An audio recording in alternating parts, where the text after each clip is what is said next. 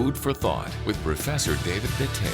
Thank you so much for tuning in. It's another day where we have Food for Thought with Professor Ndete. We are on part 3 of a conversation we began 2 weeks ago talking about borderline personality disorder. I have to say it slowly because when I say it fast, the lawyer in me comes to the surface and I say my own things. And so we have been discussing this disorder, getting to learn what it is and how it manifests, but we didn't quite finish. So I want us to pick up this conversation from where we left off last week. Is this something that is hereditary? Is there something that causes it? Is there something that triggers it? Yes, a good question again.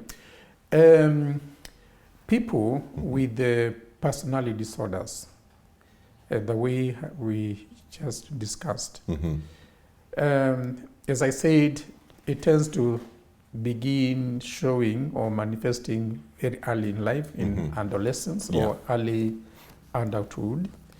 As I said, it's pervasive, it continues for a long time. It cuts across different situations. It's something, as I said, this is the personality of this person. We have always known him to behave like that, only that it is abnormal. Okay? Yeah, only that it is abnormal. So it tends to have those characteristics. And also, it may run through families. If that's the case, then what would be the explanation? Is it a genetic factor, or is it the same environment that is shared by these people? Because environment contributes to any medical condition. I think we all understand that. Very true. Whether depression, whether we say high blood pressure or whatever. Environment plays a very important role. Where environment is where you live, the kind of people you live with, that's the kind of environment we are talking about. But then about 75 to 80% of our behavior is genetically determined. That's why I say, if you are intelligent or if you have a very high IQ, whatever it is, for heaven's sake, don't boast about it. You did absolutely nothing to have it. It was given to you. I like that. It was given to you. It was given to you. And there's nothing you did. You can manipulate your environment using that intelligence that you are given, but 80%, it was given to you. So we talk about biological factors. Now, the cutting edge is this. Instead of talking about genetic factors, we are beginning to talk about biological markers. And I will explain what I mean by that. Is it a particular gene? And if so, which part of the chromosomes this gene is located? What kind of genes? And there are several types of genes. There is one which we call dominant gene. It means if you have that one, okay? If you have that dominant gene, if you have that one, then you have a very more than 50% on developing a condition that's related to that. Now, if you have two of them, that is, if you got one from both parents, then is really bad news, okay? Because the genetic predisposition is so heavy that it totally overwhelms whatever environment may be conducive to living a relatively normal life. So we have what we call dominant genes. Then we have what we call recessive genes. Recessive genes are those genes that are there, but they don't manifest themselves. You can have recessive genes, and you may not even we may all have recessive genes for different types of conditions, but somehow one way or other, we don't develop those conditions that are related to those genes. In other words, etc., for use of for better worldly language, maybe very weak genes for that condition, recessive, or dominant genes, in other words, very strong for that condition. Yes. Basically put in a very simple language. But we are also beginning to think it is not just genes. It is the way our nerves are connected in the brain. Oh, okay. Sometimes we call it the way we are wired. I mean, that's yes, I've heard that term. It's just the way I'm wired. It's just the way I'm wired. Yes. Yeah? And we now know that the brain is an extremely complicated computer. You see, we have two sides of the brain, the left and the right. Yeah. Okay, yeah? The right communicates with the left and vice versa. It's like this connection from this side to that side. Yes. And from this side To the other that side. Yeah. Okay. It can also be connections from front To back. and the back to front.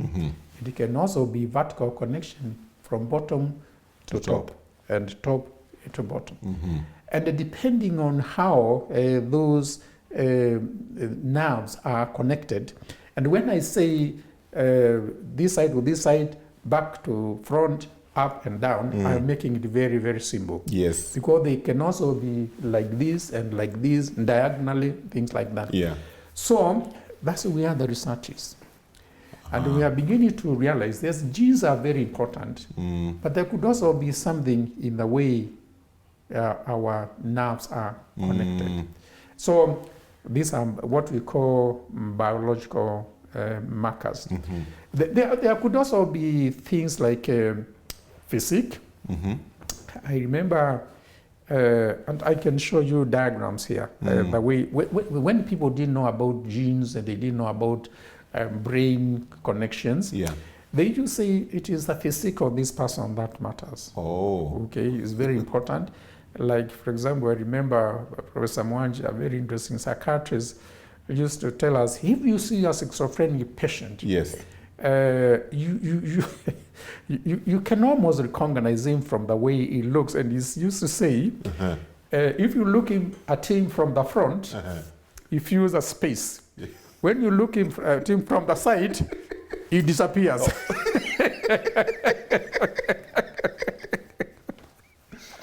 Wow. We used to laugh like the way we are laughing. Yes. And sure enough, when you those days when you saw a schizophrenic patient, they tended to fit That into description. that description. But we now know that was a very narrow. Yes. Was a very narrow description, and even today. We call it morphology. Even today, we are using morphology to characterize people with mental illness. Yeah. They have certain features that other people tend not to have, and there may be an element or two. So it's a combination of very many things. And of course, the biological, these are things that are to do with the body, genes, nerves, physique, and things like that. And then, of course, we have environmental factors, as I said. Okay. Yeah. I'm just wondering, are there different levels of borderline personality disorder? Yes, it all depends on severity. Okay. You know, it can go on for a long, long time. Sometimes it's so mild that people may not even recognize Notice, it. Yeah. Then it may be not so mild, is moderate. People recognize it, but they are able to live with it. But then a time comes when it's so badly manifested that you have to do something because it causes disruptions within the family setup. I'm just wondering, in your line of work, you know, what's the most extreme case you've either studied about or interacted with? Well, as I said, when they go to see a doctor, Yeah. it's because they have reached the end of the road. Yes. So you are basically seeing very bad cases. These are the severest forms in terms of that spectrum, from mild to obvious but tolerable, obvious but not tolerable, because they are causing hell in the house. They are causing problems in the relationship. Okay. People cannot take it anymore. So we are talking about severity. Yes, the answer to your question is it varies. There's a great degree. If you can put it on a Likert scale, say from 1 to 10, somebody may be on a scale of 1 to 10, somebody may be on 2, another person may be on 9, close to 10, or sometimes when it comes to very close to 10, then the things are bad. Yes, they cannot be tolerated in the house.